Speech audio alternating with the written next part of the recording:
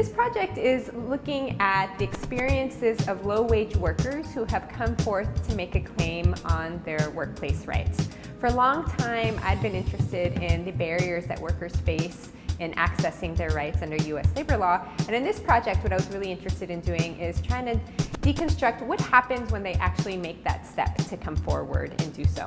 The key questions that I look at in this research are threefold. One, I was really interested in what are the factors that shape a worker's ability to come forward and make claims on their workplace rights. What are the channels of information that they draw on, and what are their role that what I refer to as intermediary brokers, organizations in the community, etc. What role do they play in helping workers navigate the labor standards enforcement system? The second question I'm really interested in is the intersection of immigration and labor law in the United States. In the US, undocumented workers, 3/4 of which are Latino, face a very paradoxical situation. On the one hand, they are protected workers, but they're also considered deportable aliens. And so I was really interested in how those two arenas of law overlap.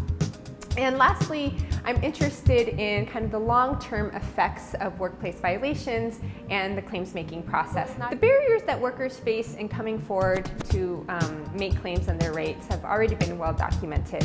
But in this project, what I really wanted to look at is what are the barriers that they face along the way, right? And so oftentimes we tend to focus on what does it take to get workers to come forward and file a claim. And here we focus a lot on worker education, making sure that they have information and access to the system. But we tend to forget that once they enter that system, that there are lots of challenges that they face as well. So no system is perfect, and I think that we are seeing some important advancements in the US system, and especially in California. It's not just the federal system that's important, but increasingly the state system, so the California Labor Commissioner, for example, and also the local system. And so I think the challenge on the one hand is kind of navigating these different overlapping jurisdictions, and from the point of view of a low-wage worker, trying to decide whether or not they should go to the local, the state, or the federal apparatus can be kind of complicated and confusing. It can also be very confusing to try to identify what agency is appropriate. So we tend to think from legal terms in terms of different statutes that cover workplace rights. But from your experience as a worker, these are holistic experiences. And so when something goes wrong, you have to really disaggregate what is the statutory protection that applies to you. So trying to even identify where to go can be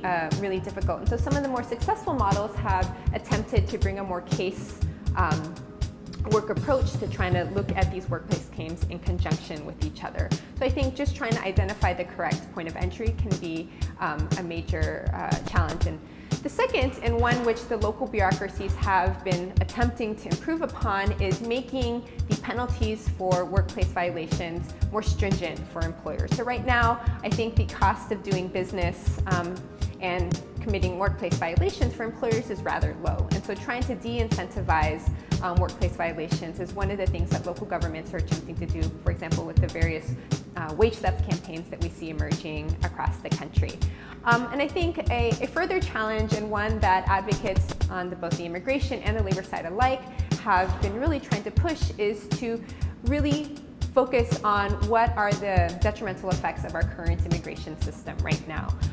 Currently, we have a firewall between worksite enforcement in terms of labor standards and worksite enforcement in terms of immigration, but increasingly we know that these two things are going hand in hand. And to the extent to which we have absent a comprehensive immigration system, these low-wage workers will continue to not only be more vulnerable to workplace violations, but also face a tougher time navigating the system.